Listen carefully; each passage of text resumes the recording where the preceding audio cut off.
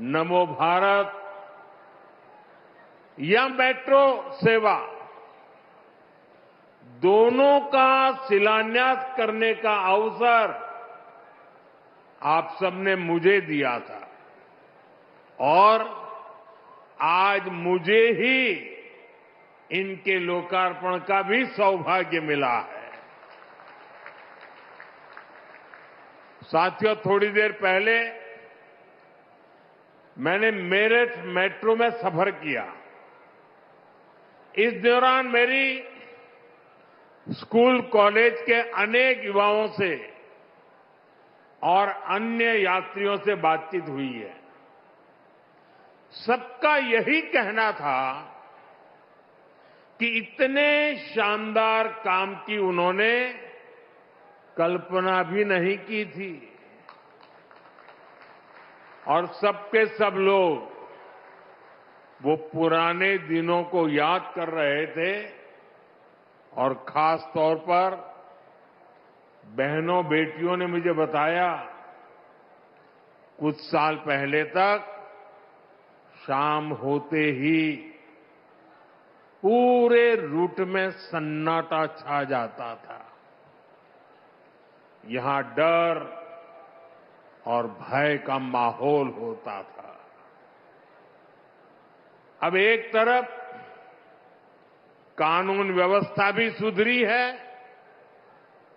और दूसरी तरफ लोगों को सुविधापूर्ण और सुरक्षित यात्रा का भी माध्यम मिला है।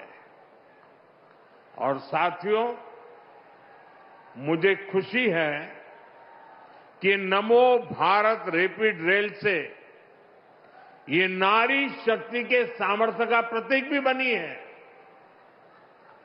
इसमें train operator, station control staff,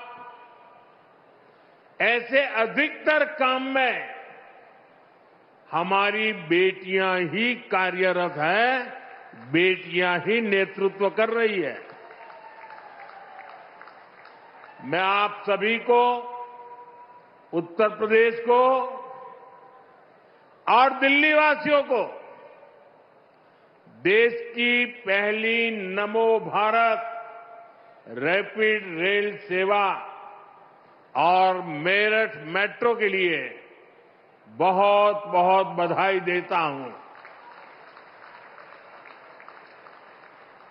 साथियों, मेरठ की इस धरती से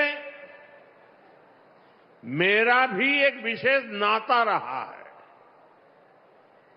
जब 2014 के चुनाव हुए,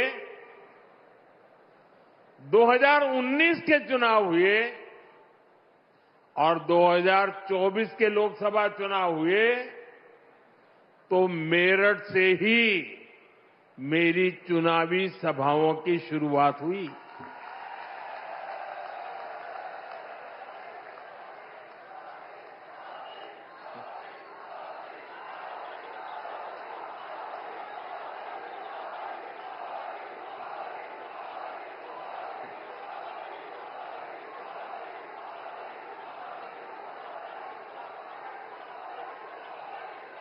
मेरठ के आप लोगों ने,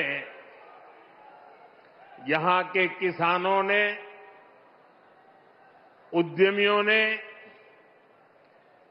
लघु उद्योगों से जुड़े श्रमिकों ने, कारीगरों ने, दुकानदारों ने मुझे हमेशा बहुत आशीर्वाद दिया है।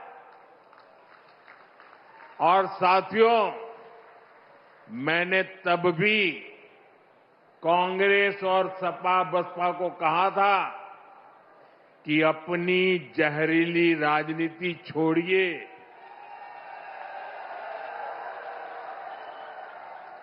और आइए विकास के मुद्दे पर मुकाबला करके देखते हैं। साथियों, इन दलों ने तो अपनी जहरीली राजनीति नहीं बदली, लेकिन भाजपा ने विकास और अपनी नीति रीति, अपनी नियत में अगर एक बात को सर्वोपरि रखा तो वो है विकास, देश का विकास। इसका एक उदाहरण हमारी मेट्रो भी है, मेरठ मेट्रो भी है। साथियों, 2014 से पहले भारत में मेट्रो का विस्तार बहुत ही धीमी गति से हो रहा था। हालत ये थी कि कांग्रेस सरकार के समय में देश के सिर्फ 5 शहरों में ही मेट्रो चल पाई थी, जबकि आज भाजपा सरकार में देश के 25 से ज्यादा शहरों में मेट्रो चलने लगी है। आज भारत मेट्रो के मामले में दुनिया का तीसरा बड़ा नेटवर्क बन चुका है। यूपी में मेरठ के अलावा भी कई सारे शहरों में मेट्रो पर काम चल रहा है। साथियों, बीते 11 वर्षों में देश के दर्जनों शहरों तक मेट्रो पहुंची, क्योंकि भाजपा सरकार देश की जनता को सुविधा देना चाहती है। देशवासियों को हाई स्पीड, जाम और प्रदूषण से मुक्त सुविधा, ऐसे हर प्रकार की व्यवस्था देना चाहती है। इसलिए आज नमो भारत जैसी आधुनिक सेमी हाई स्पीड ट्रेन चल रही है, वंदे भारत ट्रेन चल रही है। साथियों, कांग्रेस सपा की जब दिल्ली में सरकार थी तब ये सब संभव ही नहीं था, क्योंकि तब इंफ्रास्ट्रक्चर के प्रोजेक्ट्स घोटालों में ही गुम हो जाते थे। मेट्रो जैसी और उससे जुड़ी अधिकतर टेक्नोलॉजी भी हमें विदेशों से आयात करनी पड़ती थी। हमने घोटाले भी बंद किए और देश को आत्मनिर्भरता के रास्ते पर भी आगे बढ़ाया, क्योंकि भाजपा की प्राथमिकता देश का विकास है, देशवासियों की सुविधा और समृद्धि है। आप यही देखिए, मेरठ वासियों का, पश्चिम यूपी वासियों का जीवन कैसे बदलने वाला है। सराय काले खां, आनंद विहार, गाजियाबाद और मेरठ, इन स्टेशनों पर भारतीय रेल, मेट्रो और बस अड्डों को आपस में जोड़ा गया है। देश में ये पहली बार हो रहा है जब एक ही स्टेशन, एक ही ट्रैक पर नमो भारत और मेट्रो रेल चलेगी। यानी एक ही प्लेटफॉर्म से आप शहर के भीतर भी यात्रा कर पाएंगे और उसी स्टेशन से सीधे दिल्ली भी आ जा सकते हैं। इससे मेरठ के आप जैसे हजारों साथियों को फायदा होगा, जो पढ़ाई के लिए, नौकरी के लिए, अन्य कामकाज के लिए रोजाना दिल्ली आते जाते हैं। जो लोग दिल्ली में नौकरी करते हैं और जिनका घर मेरठ में है, उनके लिए अब दिल्ली में किराए के घर में रहने की मजबूरी भी खत्म हुई है। साथियों, आज भाजपा की डबल इंजन सरकार आधुनिक इंफ्रास्ट्रक्चर पर जो इतना सारा पैसा खर्च कर रहा है, उससे आपका पैसा भी बचता है और युवाओं को रोजगार भी मिलता है।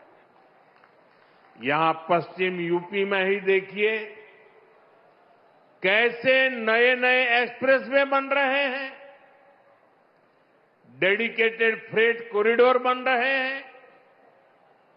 जेवर में इंटरनेशनल एयरपोर्ट बन रहा है। ये प्रोजेक्ट जब बनते हैं तब भी रोजगार मिलते हैं और बाद में नए उद्योग लगते हैं, नए कारोबार आते हैं, उससे भी रोजगार पैदा होते हैं। साथियों, उत्तर प्रदेश की ये धरती तो श्रम की धरती है, ये सृजन की धरती है। यहां के किसान हो, पशुपालक हो, छोटे लघु उद्यमी हो, बुनकर शिल्पकार हो, ये सभी विरासत और विकास के मंत्र को साकार कर रहे हैं। ऐसे में जब भारत का सामर्थ्य बढ़ता है तो उत्तर प्रदेश के इन सभी साथियों को भी फायदा होता है। साथियों, आप आजकल देख रहे हैं कि दुनिया के प्रति और दुनिया के लोगों के मन में भारत के प्रति कितनी आस्था है, लोग कितने आशावान हैं। दुनिया के अनेक विकसित देश आज भारत के साथ व्यापारिक समझौते कर रहे हैं। एक समय था जब कांग्रेस की सरकार चाहकर भी विकसित देशों के साथ समझौते नहीं कर पाती थी, क्योंकि तब घोटालों के लिए बदनाम कांग्रेस सरकार से समझौते करने में दुनिया को हिचक होती थी। लेकिन आज विकसित देश भारत के साथ जुड़ने के लिए उत्सुक है, क्योंकि उनको भारत के विकास में अपना भविष्य दिखता है। उनको भारत की युवा शक्ति में उम्मीद दिखती है। आज दुनिया को लगता है कि भारत वो ताकत है जो 21वीं सदी की चुनौतियों का समाधान दे सकता है। साथियों, बीते वर्षों में भाजपा की सरकार ने जो वैश्विक समझौते किए, उससे लघु और कुटीर उद्योगों से जुड़े लोगों को भी बहुत फायदा होगा। इसका फायदा मेरठ के स्पोर्ट्स का सामान बनाने वालों को होगा।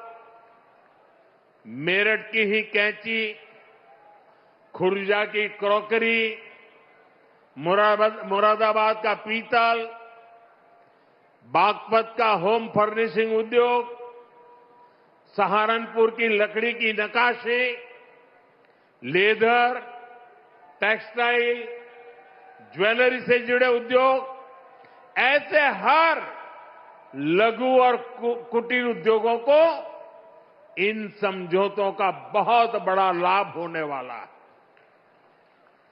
भाजपा की प्राथमिकता देश के छोटे बड़े शहरों के सामर्थ्य को दुनिया के कोने कोने तक ले जाने का है। यूपी के अलग अलग जिलों की पहचान बढ़ाना है। साथियों, हमारा मेरठ और ये पूरा क्षेत्र लघु उद्योगों का, एमएसएमई का बहुत बड़ा सेंटर है। इस वर्ष जो केंद्र सरकार का बजट आया, उसमें हमने लघु उद्योगों के लिए 10,000 करोड़ रुपए के विशेष फंड की घोषणा की है। इससे यूपी के एमएसएमई को लोन मिलना बहुत आसान होने जाएगा। बजट में हमने कपड़ा उद्योग के लिए, बुनकर समाज के लिए महात्मा गांधी ग्राम स्वराज योजना की घोषणा की है। इससे खादी, हैंडलूम, हस्तशिल्प को विश्व बाजार तक पहुंचाने में मदद मिलेगी। साथियों, पहले छोटे कारीगर केवल 10 लाख रुपए तक का सामान कुरियर से भेज सकते थे। अब यह सीमा पूरी तरह हटा दी गई है। इससे मेरठ सहित यूपी के सभी बुनकर और अन्य छोटियों, मेरठ, हापुड़ और आसपास के इस क्षेत्र ने चौधरी चरण सिंह जी के विजन को शुरुआती दिनों से देखा है। यह हमारी सरकार का सौभाग्य रहा कि हमें चौधरी चरण सिंह जी को भारत रत्न देने का सौभाग्य मिला। भाजपा की डबल इंजन सरकार उनके विजन पर चलते हुए किसानों की आय बढ़ाने के लगातार काम कर रही है। इसके लिए फूड प्रोसेसिंग पर बहुत बल दिया जा रहा है। पीएम किसान सम्मान निधि का पैसा भी छोटे किसानों के बहुत काम आ रहा है। अब तक यूपी के किसानों को पीएम किसान सम्मान निधि के तहत लगभग 95,000 करोड़ रुपए मिल चुके हैं। इसमें मेरठ के किसानों को भी लगभग 800 करोड़ रुपए मिले हैं। भाइयों और बहनों, एक तरफ आज देशवासी भारत को विकसित बनाने के लिए दिन रात मेहनत कर रहे हैं, लेकिन देश में ही कुछ राजनीतिक दल है जो भारत की सफलता को पचा नहीं पा रहे। अभी आपने देखा, भारत में दुनिया का सबसे बड़ा एआई सम्मेलन हुआ। दुनिया भर के 80 से अधिक देशों के प्रतिनिधि दिल्ली आए। दुनिया के करीब 20 देशों के राष्ट्राध्यक्ष भारत आए। लाखों लोग हिंदुस्तान के कोने कोने से दिल्ली में जुटे थे। दुनिया के विकासशील देशों में ऐसा सम्मेलन आज तक कभी नहीं हुआ। मैं जरा मेरठ के लोगों को पूछना चाहता हूं, ये जो एआई सम्मेलन हुआ, आपको गर्व हुआ कि नहीं हुआ? पूरी ताकत से बताइए, आपको गर्व हुआ कि नहीं हुआ? आपका माथा ऊंचा हुआ कि नहीं हुआ? आपका सीना चौड़ा हुआ कि नहीं हुआ? ये काम भारत के लिए हुआ कि नहीं हुआ है? भारत के युवाओं के लिए हुआ है कि नहीं हुआ है? भारत के भाग्य को बदलने के लिए हुआ है कि नहीं हुआ है? 21वीं सदी में लीडरशिप लेने के लिए हुआ है कि नहीं हुआ है? पूरा देश गर्व से भर गया।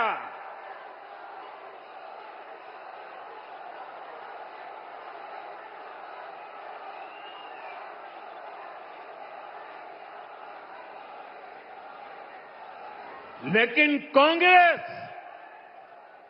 और इसके इकोसिस्टम ने क्या किया? साथियों, कांग्रेस ने भारत के एक वैश्विक आयोजन को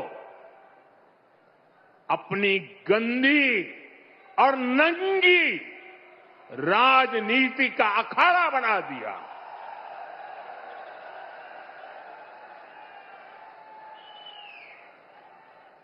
समारोह स्थल पर विदेशी अतिथियों के सामने कांग्रेस के नेता कपड़े उतारकर पहुंच गए।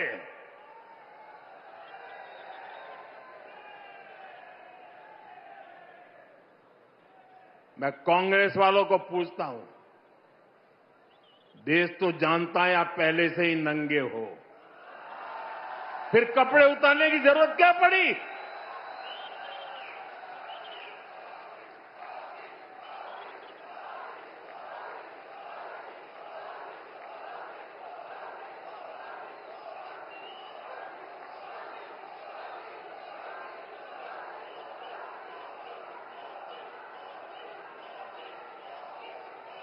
कांग्रेस के नेताओं ने वहां जो कुछ किया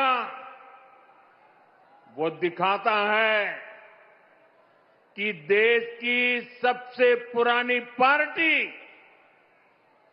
वैचारिक रूप से कितनी दिवालिया हो गई है, कितनी दरिद्र हो गई है।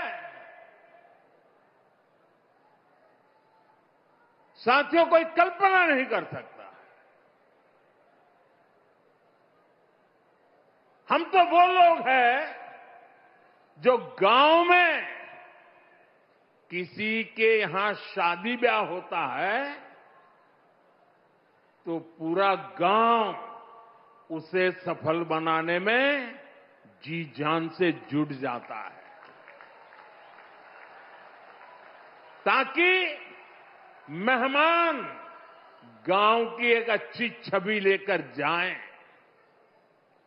कांग्रेस तो अपने ही देश को बदनाम करने में जुटी है। साथियों, कांग्रेस के नेताओं को मोदी से नफरत है। ये लोग मेरी कब्र खोदना चाहते हैं, मेरी मां को गाली देने से भी उनको कोई परहेज नहीं है। उन्हें भाजपा से विरोध है, उन्हें एनडीए से विरोध है। ठीक है, आपकी राजनीति में यही करना जरूरी है, चलो भाई समझ सकते हैं, हम इसको भी सहन कर लेंगे। लेकिन कांग्रेस को याद रखना चाहिए था कि एआई ग्लोबल समिट ये बीजेपी का समारोह नहीं था और न ही उस समय बीजेपी का कोई नेता वहां मौजूद था। ये देश का कार्यक्रम था, देश के सम्मान का कार्यक्रम था, देश के लोगों के पसीने से। लेकिन कांग्रेस ने परसों सारी मर्यादाएं तोड़ दी और पूरा देश कांग्रेस की इस रीति नीति पर थू थू हो रही है। लेकिन दुर्भाग्य देखिए, इतनी पुरानी पार्टी के नेता लाजने के बजाय गाजते हैं, बेशर्मी के साथ देश की बेइज्जती करने वालों का जयकारा कर रहे हैं।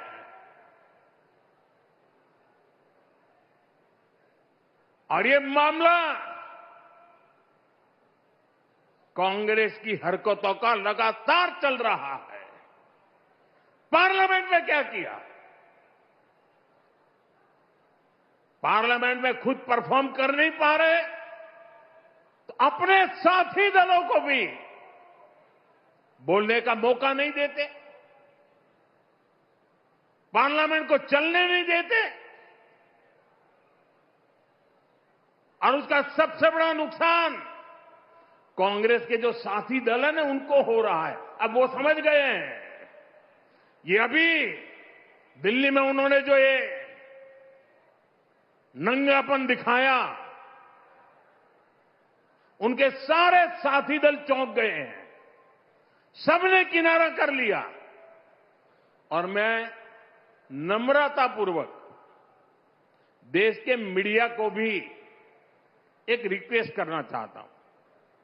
वैसे मैं मीडिया को हर प्रकार से झेलने के लिए ईश्वर मुझे शक्ति दे प्रार्थना करता रहता हूं, लेकिन आज मैं उनको प्रार्थना करता हूं कि कृपा करके हम जब इस प्रकार की हरकतों की आलोचना करें तो आप ये हेडलाइन मत बनाइए कि मोदी ने विपक्ष को धो डाला।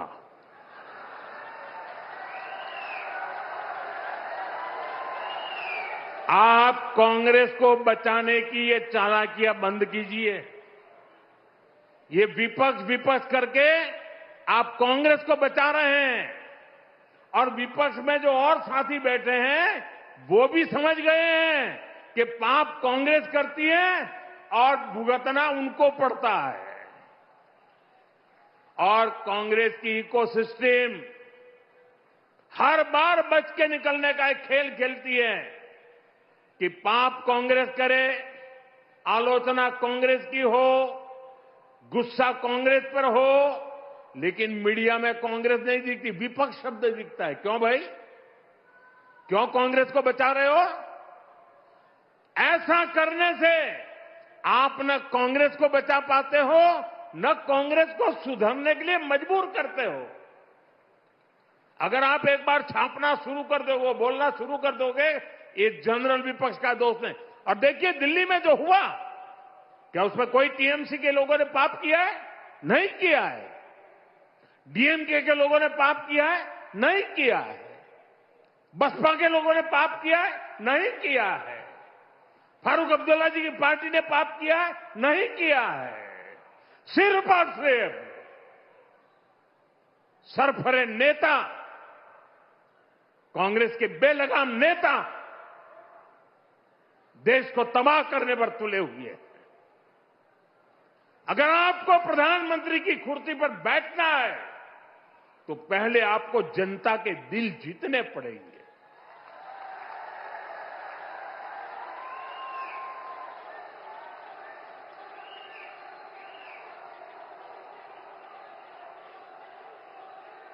महिलाओं एमपीओ को भेज करके सीट पर कब्जा करने से आप प्रधानमंत्री नहीं बन सकते हो। और माताओं बहनों को इस प्रकार से आगे करने की क्या मजबूरी है आपकी? क्या इतने खोखले हो गए हो आप लोग? साथियों, कांग्रेस देश के लिए बोझ बन गई है और मुझे इस बात का संतोष है कि दिल्ली में जो घटना घटी, कांग्रेस के सभी साथी दलों ने कांग्रेस की भरपूर आलोचना करने की हिम्मत दिखाई है।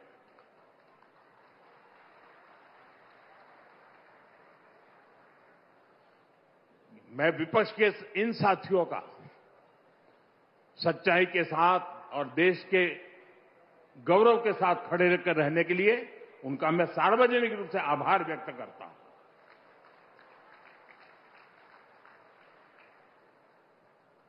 साथियों, भाजपा सरकार के लिए देश का विकास यूपी का विकास सर्वोपरि है।